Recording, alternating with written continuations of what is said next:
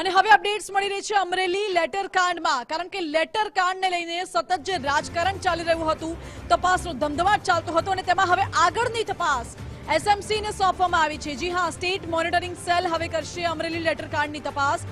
પાટીદાર આગેવાન અલ્પેશ કથિરિયાએ આ નિર્ણયને આવકાર્યો છે. નિર્લિપ્ત રાયની દેખરેખ હેઠળ હવે તપાસ થશે. આઈપીએસ નિર્લિપ્ત રાયની છબી ખૂબ જ સ્વચ્છ અધિકારી તરીકેની છે. જે અધિકારીને તપાસ સોંપાઈ છે તે અમરેલીના એસપી પણ રહી ચૂક્યા છે અને કાયદો અને વ્યવસ્થાની સ્થિતિ જાળવી રાખવામાં તેમનું યોગદાન પણ મોટું છે. પહેલા તો અમરેલીના પ્રજાનો જેમણે વિશ્વાસ જીતો છે ને, ખૂબ કાયદા કાનૂન વ્યવસ્થામાં સુકાન સંભાળ્યું છે એવા પૂર્વ અમરેલીના એસપી અને હાલમાં સ્ટેટ વિજિલન્સની કમાન જેમના સાથે જવાબદારી છે એવા નિર્લિપ્ત રાયના જવાબદારી સાથે તપાસ સોંપી છે. એટલે સરકાર તરફે ખૂબ સારો એવો નિર્ણય છે અને આ નિર્ણયથી લોકોમાં એક ન્યાયની આશા પણ બંધાય છે.